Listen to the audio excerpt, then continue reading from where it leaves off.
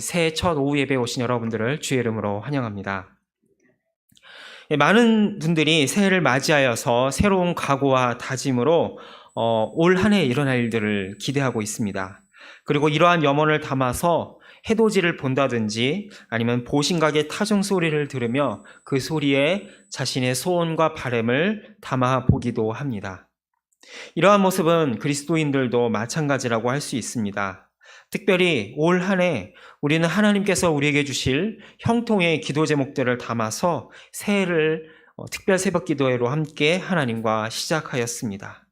신앙의 회복, 사업의 형통, 그리고 우리가 바라는 모든 것들이 주 안에서 아름답게 열매 맺고 이루어지기를 기대하고 기도하며 꿈꾸어 보았습니다. 그리고 이것은 비단 새해 하루뿐만이 아니라 우리 신앙생활 전반에 걸쳐서 사실상 거의 전부라고 해도 과언은 아닐 것입니다. 성경을 보면 하나님이 이루신 큰일과 기적으로 가득 차 있습니다. 홍해를 가르고 가나안을 정복하며 300명의 군사들로 미디안 군대를 무찌르신 하나님의 역사를 우리는 보고 있습니다. 신약을 보면 어떻습니까? 5개의 빵과 2마리 물고기로 5,000명이 먹고도 남았으며 베드로는 물 위를 걷는 기적을 경험하기도 하였습니다. 사도 바울은 그가 지나가는 곳에 수건만 얹어도 아픈 사람들이 병이 낫는 그러한 놀라운 역사를 성경은 기록하고 있습니다. 너무 많아서 그 기적과 큰 일은 셀 수 없을 지경입니다. 이러한 일들은 2000년 전의 성경뿐만이 아니라 오늘 우리가 살아가는 현대사회에도 끊임없이 나타나고 있습니다. 교회 역사가들은 20세기를 가리켜 성령의 시대라고 할 만큼 20세기에는 하나님이 일으키신 특별한 성령의 역사와 선교의 역사가 활발하게 일어났습니다. 그 대표적인 증거가 바로 한국교회가 아닌가라는 생각이 듭니다. 전 세계 선교 역사 가운데 놀라운 교회 성장과 복음의 확장으로 인하여서 우리는 온 세계에 복음과 물질을 받던 나라에서 복음과 물질을 수출하고 전해주는 나라로 놀랍게 탈바꿈하였습니다. 오늘 본문에 등장하는 엘리야 역시 동일한 기적을 체험했습니다. 그는 율법을 상징하는 모세와 더불어 또 왕을 상징하는 다윗과 함께 구약을 예언자를 대표하는 대표적인 인물로 소개가 되고 있습니다. 하나님의 일으키신 놀라운 기적과 체험을 본인이 스스로 했을 뿐만이 아니라 백성들로 하여금 그 기적을 체험하도록 만든 카리스마가 넘치는 구약의 대표적인 예언자였습니다. 그런데 여러분, 영웅은 언제 등장합니까? 영웅은 평범하고 평화로운 때 결코 등장하지 않죠. 영웅은 언제 등장합니까? 난세에 등장을 하는 법이죠. 난세에 영웅이 등장하는 말처럼 이 불세출의 영적 거인이 출현하던 북이스라엘은 아이러니하게도 배교와 죄악으로 점철된 암흑의 시대였음을 우리는 동시에 보게 됩니다. 북이스라엘의 초대 왕이었던 여로보암으로부터 시작된 배교와 반역은 이 아합 왕에 이르러 절정에 다다랐습니다. 특별히 이 아합 왕의 왕비였던 이세벨은 열렬한 바알신의 숭배자로서 온 이스라엘의 바알신앙을 퍼뜨리려고 했던 열렬한 바알 전도사였습니다. 그와 더불어 그녀는 동시에 북이스라엘 사방에 하나님의 흔적을 지우고자 온 힘을 기울였던 여인이었습니다. 그로 인하여서 온 이스라엘에는 바알 숭배가 퍼지게 되고 말았죠. 이에 엘리야 선지자는 하나님의 징계와 심판을 선언하면서 내 말이 없으면 수년 동안 이 땅 위에 이슬도 내리지 않을 것이다 라고 합니다. 그리고 정말 그의 선포대로 북이스라엘은 3년이 넘도록 비가 내리지 않는 엄청난 가뭄의 재앙이 닥치게 됩니다. 나라의 근간을 이루는 기본 중 하나가 바로 물과 산을 관리하는 치산치수 사업이라고 할 수 있습니다. 그리고 이 치산치수는 과거 농업이 주를 이루던 고대 사회에서 절대적인 것이었습니다. 오늘날에도 사실 이 치산치수는 굉장히 중요한 사업이라고 할 수 있는데 농업이 주를 이루던 그 과거에 있어서 치산치수는 절대적인 거라고 할 수 있죠. 그만큼 비와 물은 생명과도 같은 것이었습니다. 그럼 북이스라엘에 왜 이런 가뭄이 닥치게 되었던 걸까요? 하나님은 이 가뭄을 통하여서 이스라엘에, 그리고 더 나아가서 이 세상의 진정한 생사화복을 주관하는 분이 누구인가를 똑똑히 보여주고자 하셨습니다. 그리고 엘리야는 이러한 하나님의 심판을 대행하는 심판관의 역할을 충실히 이행하였습니다. 3년여의 가뭄이 마친 날, 어느 날 하나님은 엘리야에게 나타나셔서 온 지면에 다시금 내가 비를 내리겠다라고 하시며 엘리야를 갈멜산의 중심에 세우게 되십니다. 그리고 그곳에서 우리가 잘 아는 엘리야와 바알 선지자 간의 대결이 이루어지게 됩니다. 갈멜산의 중심에 제물을 올려놓고 거기에 불로써 응답하는 그 신이 참된 신으로, 참된 하나님으로 여기고 우리가 그분을 섬기자라고 엘리야는 제안을 하게 됩니다. 이 제안에 응답하여 바알의 선지자들은 제물을 올리고 열심히 바알 신의 이름을 부르지만 어떤 일도 일어나지 않게 되지요. 심지어 열왕기상 18장 28절의 말씀에 의하면 칼과 창으로 그의 몸을 상하게 할 정도로 그들은 열심히 바알 신을 섬겼지만 아무런 소용이 없었습니다. 이제 엘리야의 차례가 되었습니다. 그는 돌 주변에 이스라엘의 12지파를 상징하는 12개의 돌을 쌓고 물까지 그 도랑을 파서 그 제단에 물까지 뿌립니다. 그리고 조용히 하나님께 이름을 부르자 곧장 하늘에서 불이 떨어져 제물과 주변의 도랑의 물을 모두 핥았다. 그리고 제물을 다 태워 없앴다라고 성경은 증언하고 있습니다.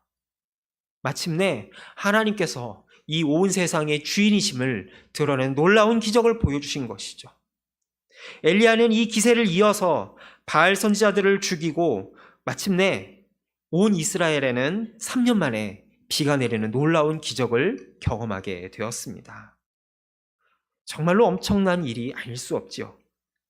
구약에 나타난 예언자들의 활동 중에서 어떻게 보면 가장 극적인 기적을 경험한 이 엘리야는 어떠한 마음이었을까요? 사실 구약의 예언자들의 활동을 보게 되면 딱히 그렇게 성공해 보이는 예언자들이 없습니다.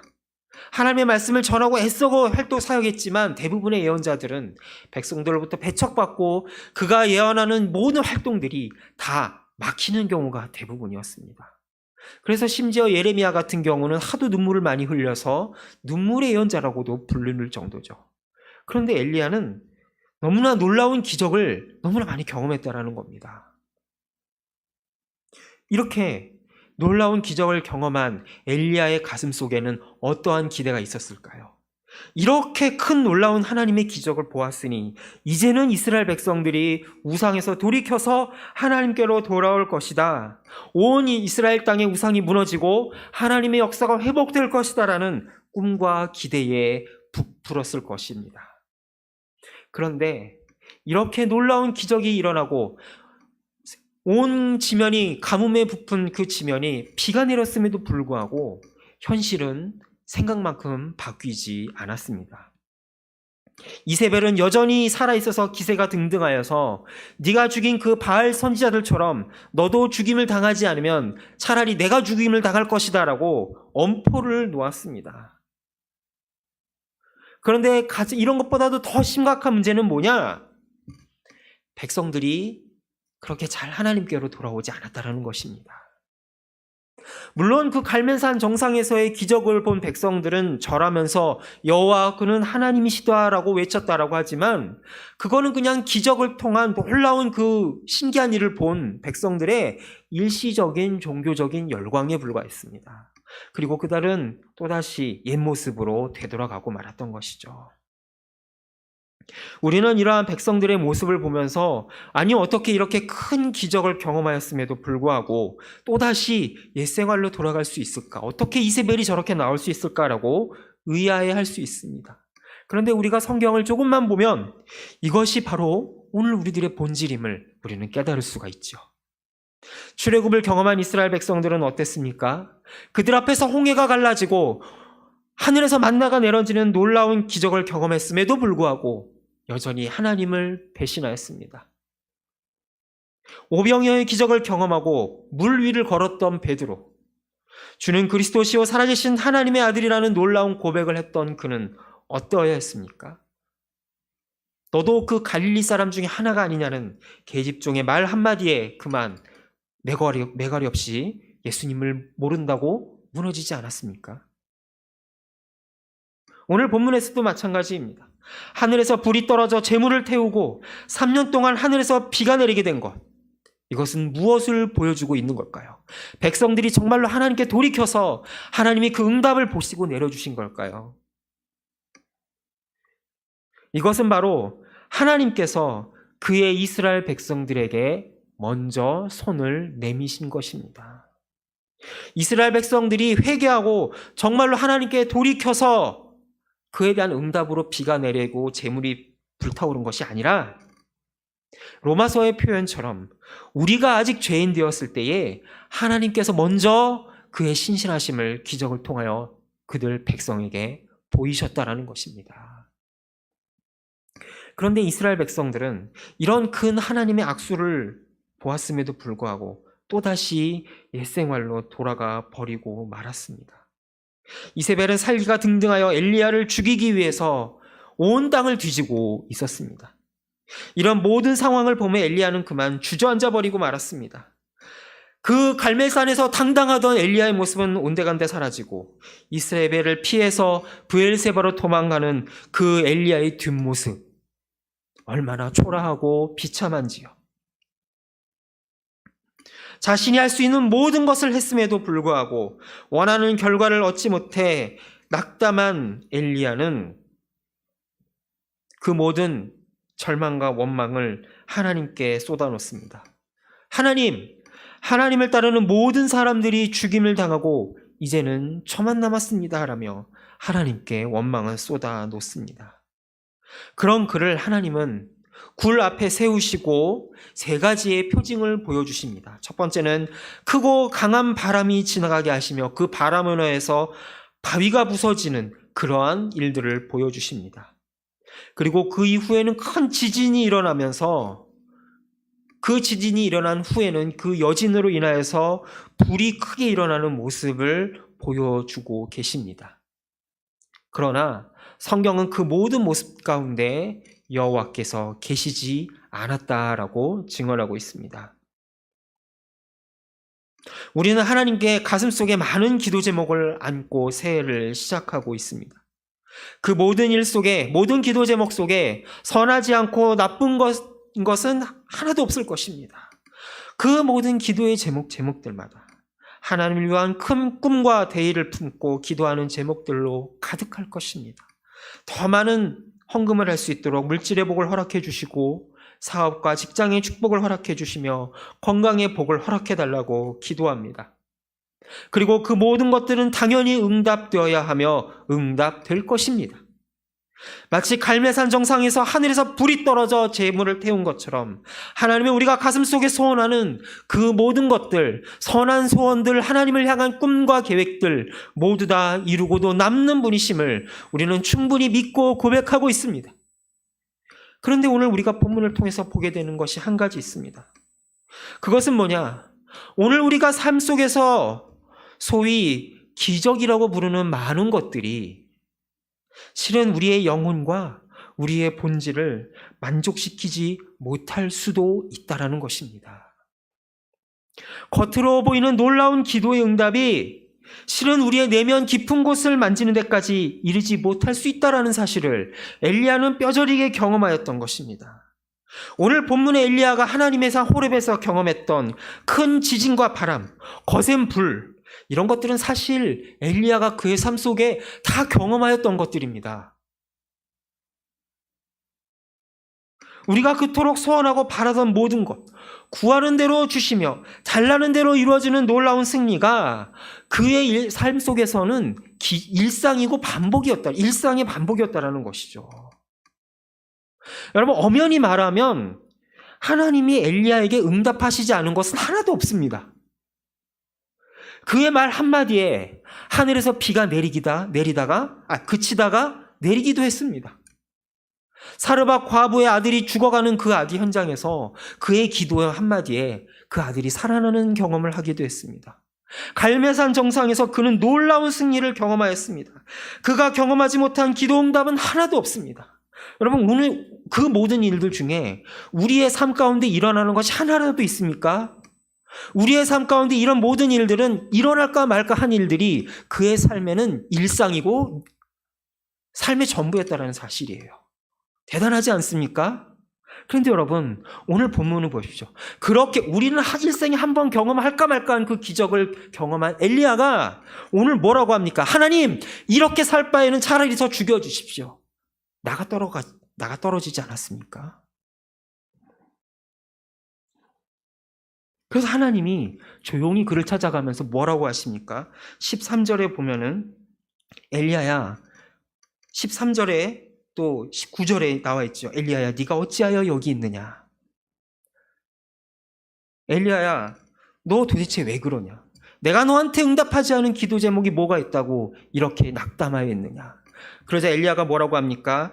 10절에 보면 내가 만군의 하나님 여호와께 열심히 유별하오니 이는 이스라엘 자손이 주의 언약을 버리고 주의 제단을 헐며 칼로 주의 선지자를 죽였음이오며 오직 나만 남았건을 그들이 내 생명을 찾아 빼앗으려 하나이다. 하나님 노릇 안 하기 때문에 내가 여기 이렇게 주저앉아 있는 것 아닙니까? 투정을 부리고 있는 것이죠. 그의 삶에 지진이 일어나고 바람이 불고 회오리 바람이 몰아쳐는 놀라운 기적을 경험했음에도 거기에 여호와가 계시지 않았다라는 것입니다. 좀 더 정확하게 이야기하면 하나님이 주고자 하는 것이 그것이 전부가 아니었다라는 사실이죠. 그가 갈멜산 정상에서 바알 선지자들과 사투를 벌인 그 이유를 열왕기상 18장 37절에서는 이렇게 기록하고 있습니다. 여호와여 내게 응답하옵소서, 내게 응답하옵소서. 이 백성에게 주 여호와는 하나님이신 것과 주는 그들의 마음을 되돌이키심을 알게 하옵소서라고 기도하고 있습니다. 그가 이러한 모든 기적과 사역을 통해서 바랐던 간절한 소원 한 가지, 그것은 바로 이스라엘 백성들이 마음으로 돌이켜서 하나님께로 되돌아오는 것이었습니다. 3년 동안 비가 오지 않음으로 인해서 온 천지의 사람들이 굶어 죽어가는 그 고통을 해결받는 것도 중요하지만 진정한 축복은 뭐냐? 바로 하나님께 돌이키는 것이 진정한 축복이라는 사실. 마음으로부터 돌이키는 것이 하나님이 원하시는 일, 그리고 그런 일들이 일어나기를 그는 간절히 바랬던 것입니다. 그리고 하나님은 이러한 엘리야의 기도에 응답하셔서 하늘에서 불을 떨어뜨리심으로 응답하셨습니다. 그런데 놀랍게도 하늘에서 불이 떨어졌음에도 불구하고 백성들은 마음을 바꾸지 않았습니다. 이세벨은 더욱더 악독하게 엘리야를 죽이려고 들었습니다. 여기에 엘리야는 그만 나가 지쳐 주저앉아 버리고 망가십니다. 바람이 불고 지진이 일어나면 모든 것이 해결이 될 줄 알았는데 하나님의 역사는 그런 곳에 계시지 않더라는 것이죠. 그럼 엘리야는 어디서 하나님을 다시 만날 수 있었을까요? 그가 다시 하나님을 만난 곳은 바로 그 모든 것이 지나간 이후에 들려온 세미한 음성, 엘리야야 내가 어찌하여 여기 있느냐고 부르시는 고요하고 세미한 하나님의 음성이었습니다. 엘리야야, 사랑하는 나의 종아, 너는 너 혼자 남았다고 생각할지 모르지만 나 죽지 않았다. 나 여기 있다라고 고요히 말씀하시는 그 하나님의 존재 자체가 바로 엘리야에게는 참된 영혼의 양식이요 회복이었다라는 사실입니다. 우리가 앞에서 불렀던 맨 마지막에 불렀던 찬양 중에 주님은 산 같아서라는 찬양이 있는데 우리는 아까 그 후렴만 불렀는데 그 가사는 다음과 같습니다. 안개가 날 가리워 내 믿음 흔들리려 할 때 나 주님께 나아가네. 주님은 산 같아서 여전히 그 자리에 계셔 눈을 들면 보이리라 날 위한 그 사랑. 주는 나의 도움이시며 주의 계획 영원하시네. 주의 위엄 앞에 믿음으로 순종해 예배드리리. 주님께서 날 이끄시며 주가 항상 함께 하시네. 주의 사랑 안에 믿음으로 순종해 예배 드리리. 주님은 산 같아서 여전히 그 자리에 계신 그 하나님의 존재. 아무리 상황이 어둡다 할지라도 여전히 그 계시는 그 하나님의 존재가 우리의 진정한 영혼의 약이라는 사실을 그는 비로소 경험하였다라는 것입니다. 비록 우리의 삶에 천둥번개가 치지 않고 지진이 일어나지 않는다 할지라도 하나님은 여전히 일하시며 우리를 향한 그 신실하심을 끊이지 않고 계신다는 사실을 하나님은 두 가지로 증언을 하고 계시는데요. 첫 번째로 오늘의 본문 15절에서 17절에 그 하나님의 일하심을 말씀하고 있습니다. 뭐냐? 하사엘과 예후에게 기름을 부어서 각각 아람과 북이스라엘의 왕이 되게 하고 엘리사를 너의 후계자로 삼으라라고 말씀하십니다. 여러분, 지금까지 이 일들은 지금까지 엘리야가 했던 패턴과는 너무나 다른 일들입니다. 지금까지 우리가 앞서 나눈 것처럼 엘리야가 했던 일들은 너무나 대단한 일들이었습니다. 그의 말에 비가 오기도 하고 내리기도 그치기도 했고요. 갈멜산에 재물을 태우고 바알 선지자들과 능력 대결을 통하여서 그 선지자들을 쫓아내는 일이었습니다. 그런데 그가 하나님의 일하심을 경험하고 난 이후에 받은 사명은 정말로 평범해 보이는, 사실 꼭 엘리야가 없어도 누구나 할 수 있을 것 같은 그러한 일들을 시키고 계십니다. 그런데 왜 하나님은 이스라엘의 왕위를 이어가게 하고 또 주변 나라의 왕들을 세워가며 그러한 역사를 지속해 가시는 걸까요? 사실 북이스라엘의 배교와 타락은 너무나 심각한 것이어서 그 나라를 통째로 갈아엎는 개혁이 아니고서는 돌이킬 수 없는 지경이었습니다. 우리도 치아가 어느 수준까지는 썩는 거를 치료를 할 수 있어도 너무 많이 썩으면 어떻습니까? 그거를 발치를 하고 임플란트를 심어야 되지 않습니까? 그런 것처럼 이 북이스라엘은 거의 이제 뽑아내고 임플란트를 해야 될 수준의 그런 타락과 배교의 모습을 보여주었습니다. 그래서 엘리야는 어떻게 해서든 이거를 토양을 갈아엎으려고 애를 썼던 것이죠. 우리가 신명기 28장에 잘 아는 말씀, 하나님을 경외하는 자는 들어가도 복을 받고 나가도 복을 받지만 하나님을 떠나고 너희가 우상을 섬기면 들어가도 저주를 받고 나가도 저주와 화를 입을 것이라는 그 말씀, 우리가 너무나 잘 알고 있지 않습니까? 그 말씀에 의하면 지금 이스라엘이라는 나라는 당장 없어져도 할 말이 없는 나라였습니다. 그럼에도 하나님은 그 다음에 왕을 세워서 다음 역사를 이어가게 하라라고 말씀하십니다. 왜 그랬을까요? 오늘 우리가 볼 때 이스라엘의 현실, 그리고 오늘 우리가 살아가는 현실은 온갖 오물이 뒤섞인 진흙탕이고 이 진흙탕을 빨리 우리는 갈아엎어야 될 것만 같습니다. 그런데 놀랍게도 하나님은 그 진흙탕에 발 담그기를 주저하지 않으시고 우리의 살아가는 현장을 이어가게 하겠다라고 말씀하십니다. 이러한 하나님의 역사는 이어지고 이어져서 어떻게 결정적으로 나타나게 되었을까요? 마태복음 1장 23절에서 천사는 이렇게 이야기합니다. 보라, 처녀가 잉타하여 아들을 낳을 것이요 그의 이름은 임마누엘이라 하리라 하셨으니 이를 번역한즉 하나님이 우리와 함께 계시다 함이라라고 말합니다. 임마누엘, 하나님이 우리와 함께 계신다라는 말을 우리는 어떻게 이해하고 있습니까? 그냥 하나님이 우리 옆에만 있는다라는 말도 물론 맞는 말이지만 이 말씀은 바로 하나님이 저 높은 하늘나라에 신선 노름하고 계시는 것이 아니라 진흙탕을 헤매는 우리와 함께 오물 뒤집어쓰기를 마다하지 않겠다라는 각오가 바로 예수님의 또 다른 이름 임마누엘에 포함되고 있다는 사실을 우리는 믿음으로 고백할 수 있기를 소망합니다. 우리가 우리의 비참한 현실을 하나님 앞에 고하며 기도할 때에 하나님은 천사들을 시켜서 이래라 저래라 하지 않으십니다. 2000년 전에 직접 이 땅에 오셔서 골고다 언덕길을 오르신 것처럼 하나님은 우리의 모든 뒤치다거리를 다 이루고 계심을 믿음의 눈으로 바라볼 수 있기를 소망합니다. 여러분, 기도응답이라고 하는 말을 들을 때 어떤 이미지가 생각이 나십니까? 기도응답하면은 마치 경주 최부자 같은 만석군이 창고에다가 보물보화를 가득 쌓아놓고 저에게도 그 보물 하나만 낳아주십시오라면 그래 옛다 이거 가져라라고 마치 선심 쓰듯이 그 보물을 내어주는 것처럼 생각하십니까? 여러분, 하나님의 기도응답은 그렇게 쉽게 이루어지지 않습니다. 하나님의 기도응답은 마치 부모가 어린아이의 뒤치다꺼리를 하는 것처럼 우리가 어버이날에 부르는 것처럼 진자리 마른 자리 거두지 아니하시고 그 어린아이의 뒤치다꺼리를 다 하는 것처럼 하나님은 우리의 그런 뒤치다꺼리를 다 하고 계신다라는 사실을 우리는 믿음의 눈으로 바라볼 수 있기를 소망합니다. 그 하나님의 참으심과 일하심이 하사엘을 왕으로 삼고 예후를 삼고 엘리사를 너의 후계자로 삼고 이 역사를 이어가게 하라라는 하나님의 뜻 안에 포함되어 있는 하나님의 일하심이라는 사실이죠. 그러나 하나님의 일은 여기에서 그치지 않습니다. 하나님은 그저 악에게 무기력하게 지는 것 같아 보이지만 결국엔 승리하심을 보여주시는데요. 그 승리의 비결을 오늘 보면 열왕기상 19장 18절에서 이렇게 기록합니다. 함께 오늘 말씀은 열왕기상 19장 18절을 읽어볼까요? 그러나 내가 이스라엘 가운데에 7,000명을 남기리니 다 바알에게 무릎을 꿇지 아니하고 다 바알에게 입맞추지 아니한 자니라.